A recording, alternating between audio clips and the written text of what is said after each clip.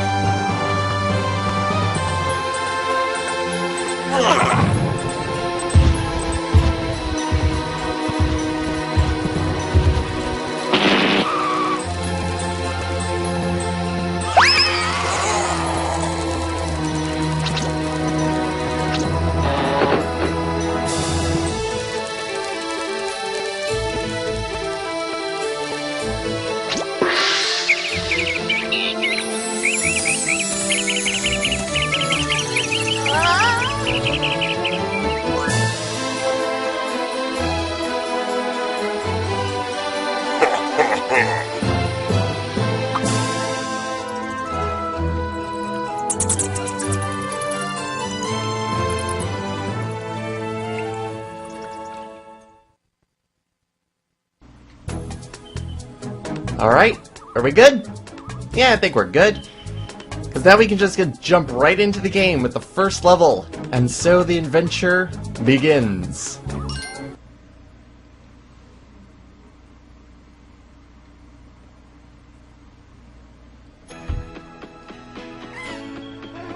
Alright, let's get going. Now, first thing to notice about Croc here is that he has a nice little backpack on. But his controlling is a bit different than I'd say for a lot of other platformers. He kind of controls like a tank in terms of his rotations and his turning. In that case, he can be a bit clunky in terms of his controls. Now, hey look, there's a fuzzy dude. It's a fuzzy dude on top of a thing, let's go grab him. And we've collected our first gobbo of the game. Now this guy here is a bee. This bee's kind of weird because I think this is the only place where he's actually in the game. So let's get rid of him. Or not. Never mind. The other guy which I took down before here is a Dantini who is going to just run into me. If you press the square button, you're able to tail swipe. This room is just perfect for learning all of the controls. I'll explain what that red gem is, otherwise, or not gem, sorry, crystal. Gems, crystals are all the same. Now what I'm going to do here is stomp. You jump, and then you hit X again at the top of the jump, and if you jump on this 3 times, we go to Disco Night Zone music. But this is one of 10 bonus areas that are in the game. Bonus areas pretty much mean that you get extra lives. It's just a wonderful place that you get extra lives and extra crystals. Let me just... Yep. So yeah, a lot of people kind of don't enjoy this game a lot because of the control of the game. Because as you can see, in terms of Croc running, he actually gets momentum, which a lot of people don't enjoy. Hit the sparkle, and let's leave. Alright, so there's one other gem that we didn't click over here. And we get a purple one. Sometimes colored gems, crystals, I'm just gonna keep flipping around here. But the colored ones are sometimes hidden as regular crystals. Now what we can do is, see this crack here, it's breakable. You stomp it, and welcome to hell? Oh, it was so nice up top, I want to leave. Now here is an awesome button. Circle button is probably going to be your best friend in terms of turning around, because you don't want to just tank turn. Because the camera is not your friend in this game at all. In some of the later levels, the camera will trip you up and give you every reason to trip you up.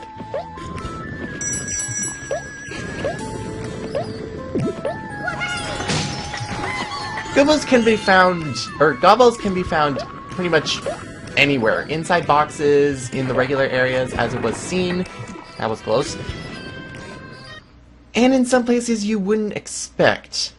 But anyway, I've wasted enough time being over here, so let's go through the door and into the next room. Now, levels aren't really that difficult or necessarily that long. It can be long depending on your, how good you are. So collect the green colored crystal. Our third Gobbo. How do you pronounce it? I don't even know. Oh well, I have an answer for that. I'll go over it later. Boxes can also have a lot of crystals in it. It can have anywhere between 3 and 10 crystals, depending on the box. And that guy down there is probably the most annoying enemy of the game, because you cannot kill them, and they take up a ridiculous amount of space. Now, most levels usually are about 3 or 4 rooms, and end with the room that contains this gong here, the beanie gong. Never hit it. And I'll explain why later. After this guy goes and bites down on me, that's because of this door. But first, secrets. Secret time. The secret will lead me to good stuff, as I'm jumping over platforms that do crumble. Now there are 2 ways to take down the Dantinis. There we go. You can stomp them, or you can tail swipe. Tail swipe is usually your easier way of doing it, and pretty much because... Mostly because tail swipe has a better flow to it than pounding.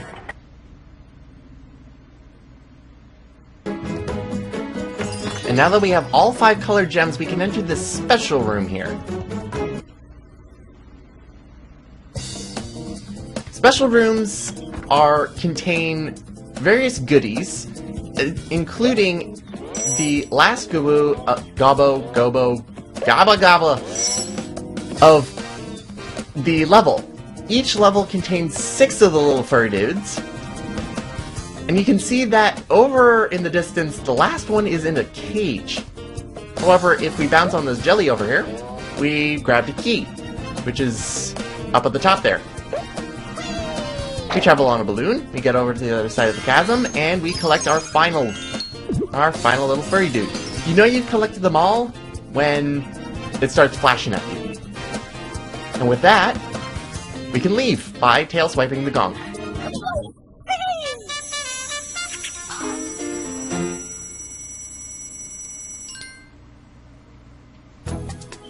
Alright, for the next level, Underground Overground.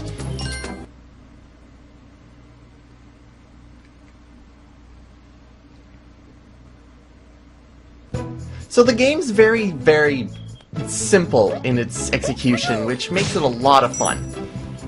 Now it's time to go over how this LP is going to be run. Don't go through this well, because there is something you can climb on over here. See all the gems crystals that you can collect up here. Now you can do it. But anyway, this is how the LP is going to go down. I'm going to collect everything, 100% run, blah blah blah. You know the drill.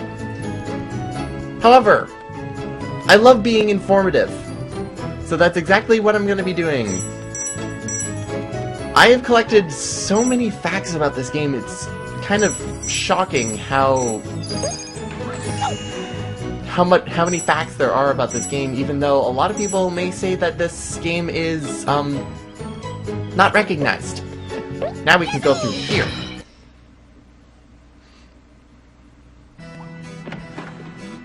So, whoop. Get away.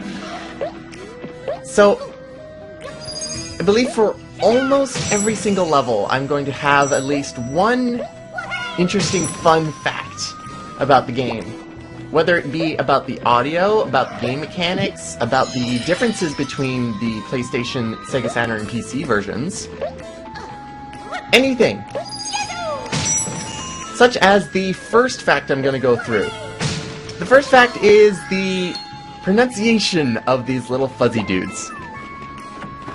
Let's get out of here. Did I mention this music is awesome? Anyway, balloon. There are, I believe, 2 official ways that you can pronounce the little furry dude's name that you're collecting. Like this dude.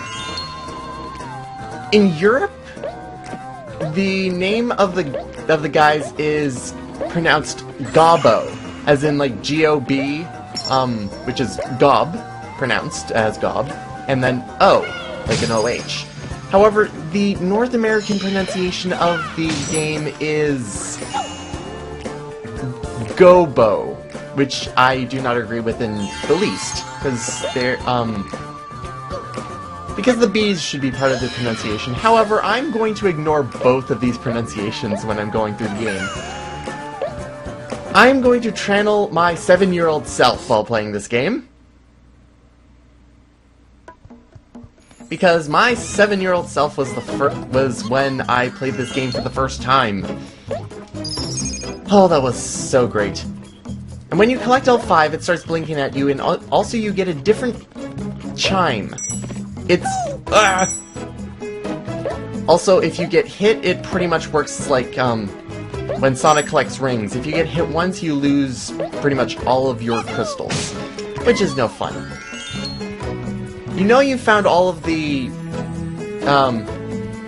little furry dudes when you've collected all 5 of them before reaching the first Beanie Gong. However, there's always a 6th one in these special rooms. So how am I going to be pronouncing these? You might be asking, or maybe not, but I'm going to tell you anyway. How I'm going to be pronouncing it is I'm going to channel my 5-year-old self. 7-year-old self, sorry. Back then, I thought that pronouncing them as Gobbos didn't really fix their cute demeanor. They're cute, they're fuzzy, they're absolutely adorable. So what I did was, I pronounced them as, well, baby, as a baby language. So they're pronounced as Goobos. And I will be addressing these little furry dudes as Goobos, however, throughout this entire LP. Now, here is a quick way to deal with this tower of boxes. Instead of doing a ground pound on each and every one of them, at the top of the jump, you hold down the X button, and you'll go through all of the surfaces. And now that we have all 6, we can leave.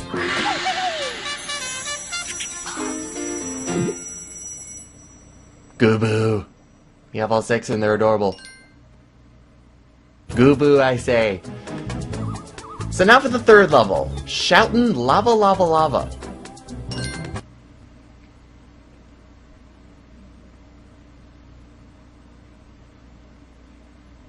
Apparently, Shoutin' Lava Lava is a apparently a spoof of a song called Born Slippy. I've heard of the song Born Slippy, I believe it's by Underground. However, I do not get the joke. I really don't. Why do these lovely little fuzzy dudes live in a giant sea of lava? Like, I know this is a, kind of a volcano island, it's a mountain world.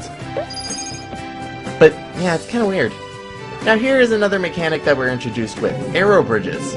Step on the button and you'll go in that direction. Not really that hard to use, it just takes getting used to. Here's number one. Before we press this button, secret area. See? Sparkles.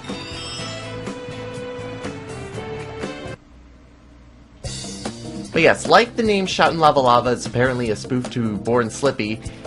Nearly every single one of these levels is a pun of some sort. I miss the life and I want it. Give me it, thank you. I hate these enemies because you don't know whether you're hitting them or not. It's such a gigantic range, and then there's these flaming dudes. Holy crap. Yeah, easy now. Okay.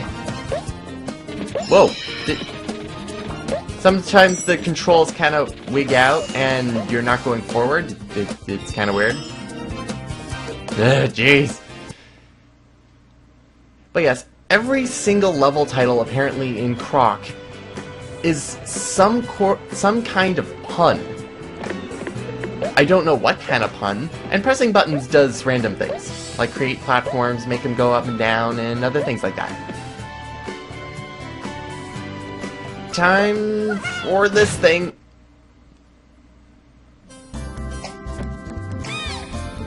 Minigame time!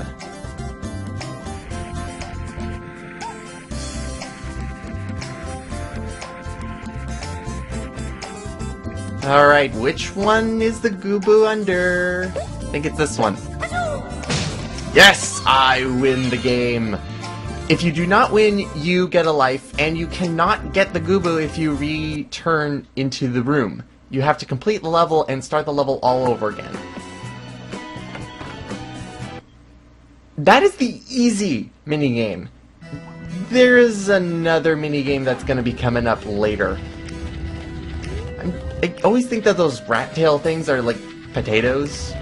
Kind of weird. But anyway, you can push blocks in this game. Only specific blocks, though. Like this one that has the arrows on it. Get off of it. I want to push it this way. Here's another key. The gold key. Gold keys are good. Always get gold keys. Always get everything in this game. It's all about collecting. But anyway, here is despite, in addition to having facts in this game, I'm also going to be talking about, this LP is also going to be taking about the same format as Pandemonium did, that I did in the past. If you did not watch Pandemonium, I recommend you go watch it. Because this game also... Oh no! Oh, I missed it. I am a horrible Croc player. Anyway, this game actually kind of goes around using the instruction manual to tell the story.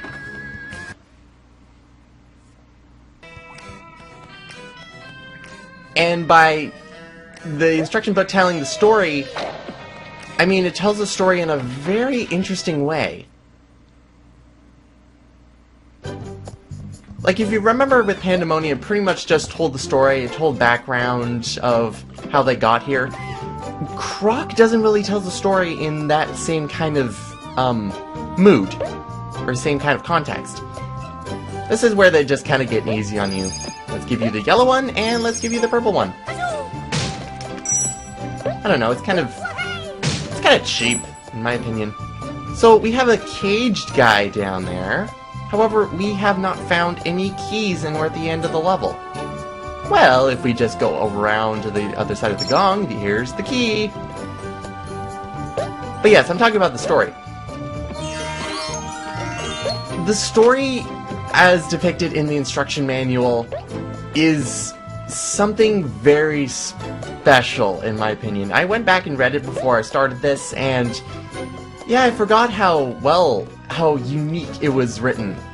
It's kind of written like a Discovery Channel special, mixed with a lot of weird humor. But I think it's honestly a lot of fun. Okay, it's time for this room.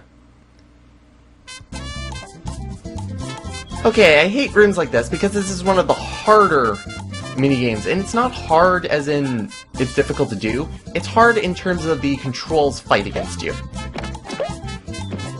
This is a whack-a-mole style game where we pretty much make shape turn into sparkles.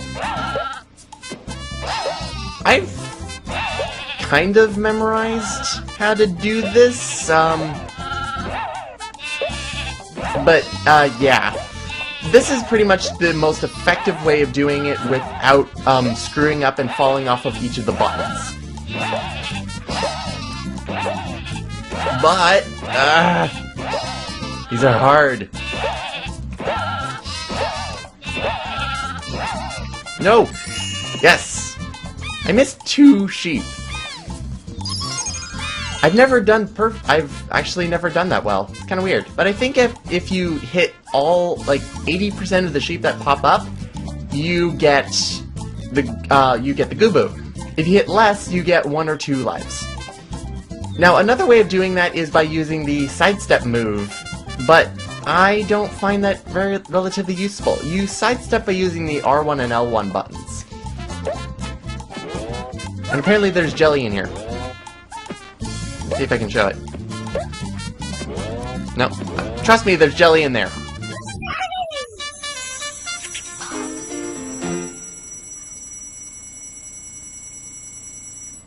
When you collect 100 crystals and they're added to your thing right there, you get another life. And that's going to be it for this video. So I hope you enjoyed it, and next time we're going to start off with the story and also fight our first boss in the lair of the Feeble. What is a Feeble? We'll find out next time. See you next time, everyone.